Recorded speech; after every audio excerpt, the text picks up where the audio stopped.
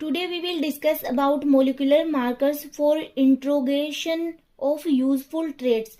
तो अगर हम लोग मोलिकुलर मार्कर्स की बात करें तो इनका यूज किसी भी डीएनए की सीक्वेंस में जेनेटिक वेरिएशन का पता लगाने या फिर उनसे रिलेटेड जो स्पीसीज होती है उनमें जो यूजफुल करेक्टर्स को डालने के लिए किया जाता है।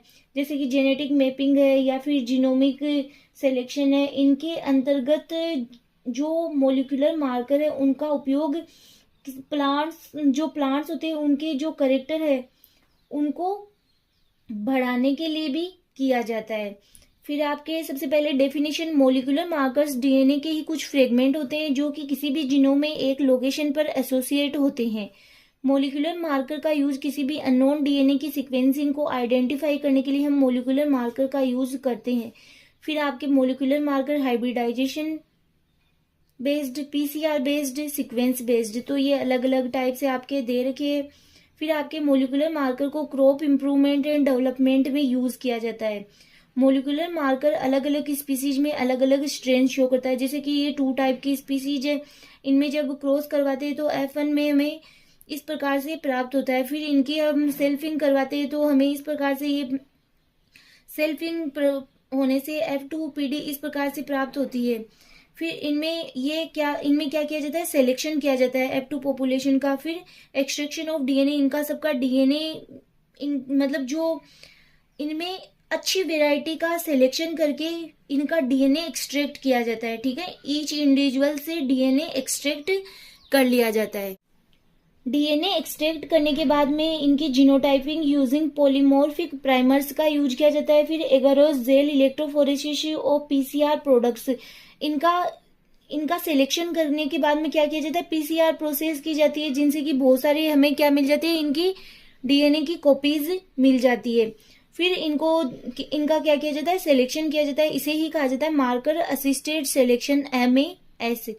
Explain the basic procedure of marker assisted selection.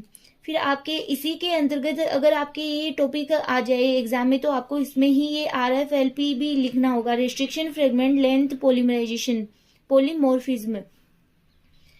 ये रेस्ट्रिक्शन एंजाइम एंड प्रोब्स पर आधारित होते हैं जिन डीएनए फ्रेगमेंट्स का प्रोब्स के रूप में यूज किया जाता है। डिफरेंट क्रोमोसोम में उनकी पोजीशन को RFLP मैप्स द्वारा रिप्रेजेंट किया जाता है। प्रोब्स के रूप में यूज होने डीएनए फ्रेगमेंट में निम्न क्वालिटी होनी चाहिए कि प्रोब के रूप में अगर हम जिसे यूज कर रहे हैं जिस डीएनए को, तो उस डीएनए फ्रेगमेंट में क्या क्या क्वालिटी होनी चाहिए। स्ट्रॉन्ग हाइब्रिडाइजेशन सिग्नल होने चाहिए।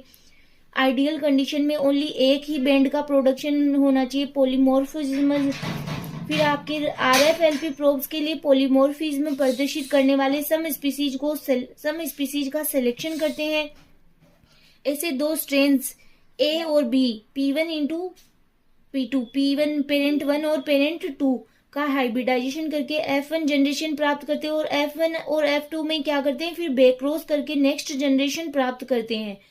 F1 एंड F2 का बैक्रॉस करके नेक्स्ट जनरेशन प्राप्त करते हैं। अब इन्हें रेस्ट्रिक्शन एंजाइम से डाइजेस्ट करते हैं तथा इन्हें जेल इलेक्ट्रोफोरेसिस का यूज करके southern hybridisation.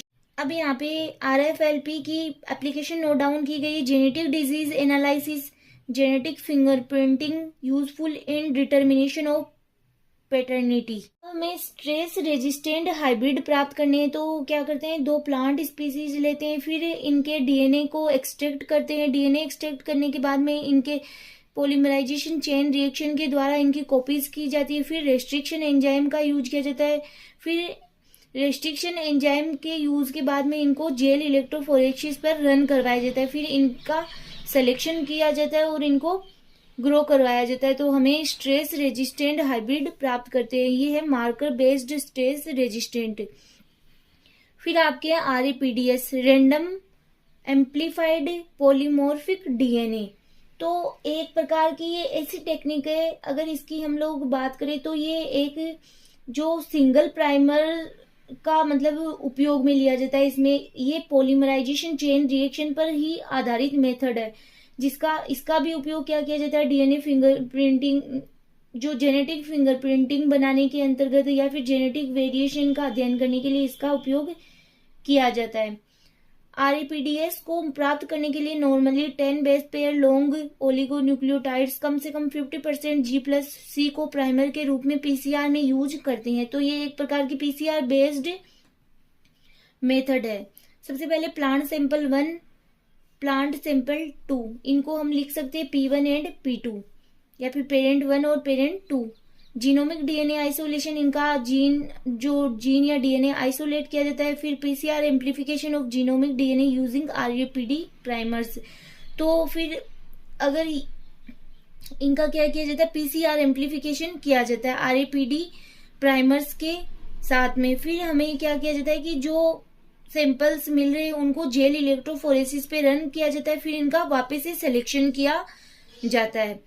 Its use in crop improvement, development of molecular biotechnology, increasing number of long non-coding RNA RAPD markers is their dominant character, which makes it possible to distinguish homozygotes from heterozygotes। कि जो आरएपीडी markers होते हैं उनके द्वारा crop में improvement भी किया जाता है। इनका यूज मोलिकुलर बायोटेक्नोलॉजी के रूप में भी किया जाता है। जो आरएपीडी मार्कर होते हैं उनमें क्या होते हैं, डोमिनेंट करेक्टर पाए जाते हैं, जिससे कि ये मतलब इनमें ऐसे करेक्टर पाए जाते हैं कि ये होमोजाइगोट को हेटेरोजाइगोट से अलग नहीं कर सकता है। मतलब ये इनका मेन करेक्टर है आरएपीडी का, कि यह एक प्रकार का मेन मार्कर होता है। इसमें इसके द्वारा हेटेरोजाइगोट को होमोजाइगोट से किसी एक को भी अलग नहीं किया जा सकता। नेक्स्ट है AFLP, amplified fragment length polymorphism. ये PCR एंड RFLP का कॉम्बिनेशन है। इसके अंतर्गत PCR का यूज करते हुए जीनोमिक रेस्ट्रिक्शन फ्रेगमेंट का सिलेक्शन कर एम्प्लीफाइड किया जाता है। फिर इसके एप्लीकेशन की बात करें हम लोग, identify of hybrid agronomic characters की हेरिडिटी को मॉनिटरिंग कर सकते हैं।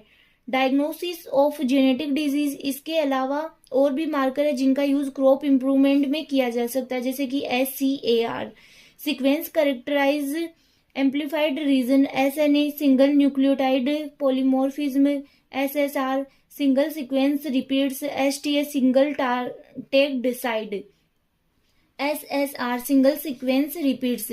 अब इनमें से हम लोग एक दो की स्टडी करते हैं कि माइक्रोसैटेलाइट PCR के अनुप्रयोग द्वारा एम्प्लीफाइड कर पहचाने जाते हैं।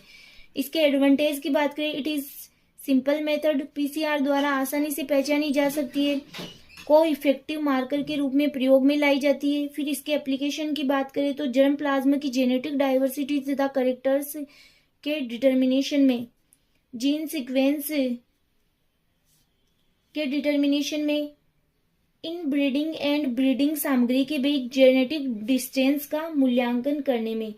तो ये था आपका बायोटेक्नोलॉजी का टॉपिक, जो यहीं पर ही कंप्लीट होता है। नेक्स्ट लेक्चर में नए टॉपिक के साथ फिर मिलेंगे।